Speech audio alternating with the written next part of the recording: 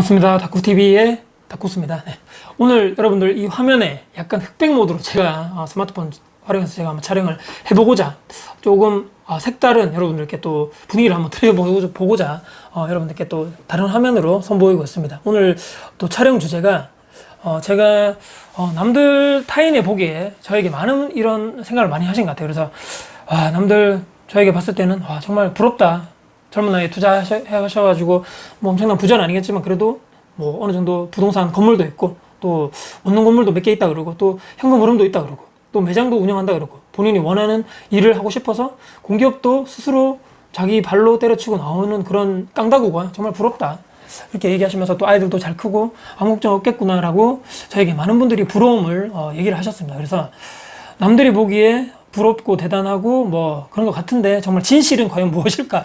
오늘 제가 제 지금까지 있던 얘기를 짧게나마 한번 여러분께 말씀드리고자 합니다. 제가 2010년도, 11년도 최초 그때 부동산 투자를 했을 때 잠시 말씀드리고자 말씀드려볼까 하는데 그때 제가 30살, 31살 때입니다. 그때 제 인생에서 가장 힘들었던 인생 시기였지 않는가. 그때 제가 첫 부동산 투자를 뭐 공부하는 것, 또 그쪽에 발을 들이고 관심이 있어 하는 것, 그 시기였는데 그때 저에게 정말 힘들었던 일이, 인생에 힘들었던 일이 힘들었던 일이 막 같이 온다고 그러는데 제가 그때 와이프가 첫째 임신해가지고 애 놓고 나서 와이프가 그때 산후조리하고 있을 때죠. 그 산후조리원에서 2주 있다가 집에서 처갓집에서 이제 조금 몸조리를 하고 있을 때 그때 화장실에서 나오다가 미끄러져서 넘어지게 됩니다. 근데 엉덩이부터 완전히 제가 예전에 이제 근무하고 있을 때는 엉덩이부터 팍 충격을 받으면서 넘어지면서 바로 그때 척추가 골절이 되는 사고가 그때 나게 된 거죠. 예전에 제가 한번 영상에서 잠시 언급 드린 적이 있는데 그때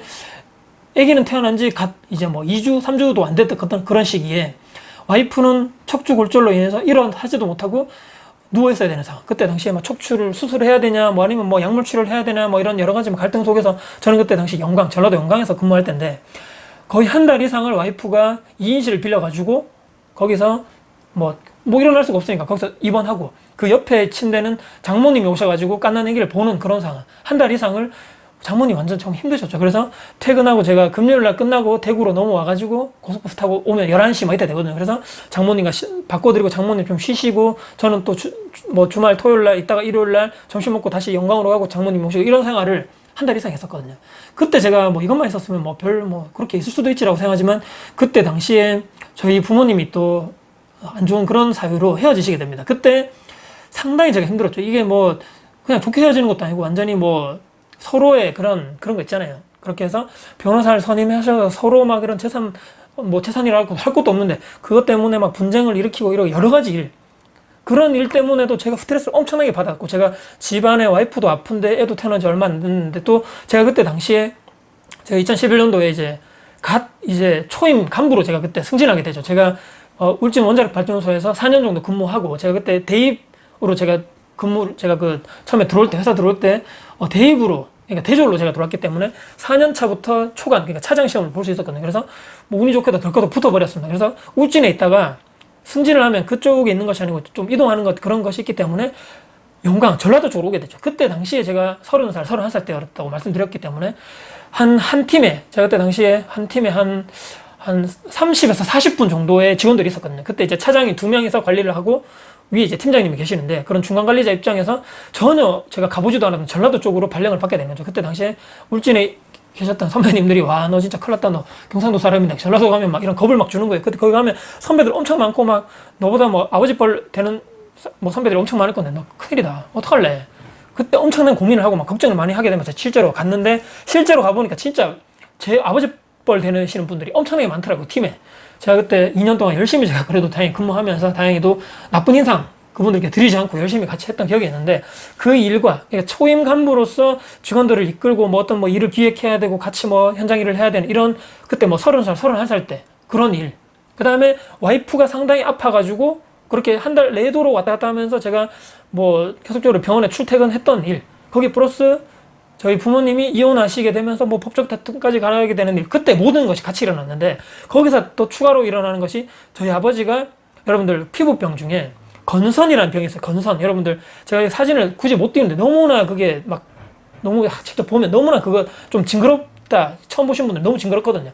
온 몸에 몸에 이런 이상한 피부병 비슷한 것이 그때 뭐 아버지가 스트레스 받았겠죠. 그것 때문에 완전 뭐 생전 처음으로 그런 병에 또 걸리셨고, 그것도 알아본다고 그냥 일반의 뭐 그냥 치료에 전혀 약이 없습니다. 지금까지 제가 모르겠는데 그때 당시에는 약이 없고 뭐 자연 치료를 해야 된다, 뭘 해야 된다, 약을 뭐 어떤 걸 발라야 된다, 막 전국적으로 제가 막 알아봤죠. 이 건선이라는 그런 환우라 그러더라고요. 그 병이 걸리시는 분들 어떻게 치료하셨는지 카페 같은 데도 가입하고 실제로 환우 분들 만나러 가고 어떻게 치료하셨냐 해서 뭐 어떻게 뭐 한의원으로 가야 되냐, 뭐 아니면 자연 치료를 해야 되나, 뭐 뭘 해야 되냐, 엄청나게 또 거기에 대한 제 나름대로 스트레스 엄청나게 많이 받았죠. 이제 그때 당시에 그 일들이 한꺼번에 다 일어나는 겁니다. 2010년도, 11년도, 11년도 그 사이에 그때 제가 엄청나게 인생을 살면서 지금까지도 통틀어 봤을 때 가장 힘들었던 시기가 아닌가. 근데 그때 뭐 하나둘씩 잘 해결되고 뭐 첫 부동산 투자를 해가지고 다행히도 잃지 않고, 물론 작은 수익이었지만 그때부터 조금씩 제 채수를, 부동산 채수를 한 채, 두 채, 세 채, 네 채 늘려가면서 지금까지 오게 됐는데, 지금도 이제 저는 오늘 이번 주였죠. 이번 주에도 제가 뭐 여기 위에 사시는 뭐 어떤 분은 뭐 어떤 등을 갈아 끼웠는데도 안 된다 해서 제가 안전기를 교체하는 일도 했었고, 그 위에 집에서는 지금 뭐 갑자기 뭐 화장실에서 악취가 난다 해가지고 트랩 있죠, 여러분들. 트랩, 그 배수구에 끼우는 트랩, 물 내려가면 열리고 평소에 닫히는 그 트랩도 제가 설치를 해드렸고, 이런 일이 많습니다. 그 다음에 주변에 청소하는 거, 여러분들 여기 뒤에 가보시면 이제 그 여러분들 그 원룸에 뒤에 가면 이렇게 분리수거함이 있는데 잘 관리될 리가 없겠죠, 여러분들. 그래서 거기를 항상 가서 청소를 해줘야 되고, 더러운 것도 만져야 되고, 건물 주변 청소, 계단 청소, 담배꽁초 같은 거 주워야 되고, 물론 뭐 그것이 뭐가 힘들겠냐 이렇게 생각하시는 분도 있겠지만, 실제로 해보시면 세입자분들 관리, 공실이 나면 또 청소도 해야 되고, 또 여러 가지 또 있죠. 최근에는 또 지난주에는 아파트 어떤 제가 임대를 주고 있는 아파트 세입자분이 연락 오셔가지고 또 뭐가 현관문이 고장났다, 또는 지금 방충망 같은 거 있죠. 여름이 뭐 그때 당시 여름 고전이어서 방충망 상태가 안 좋게 해서 다 또 교체를 해달라고 요구하신 분도 있고 많습니다.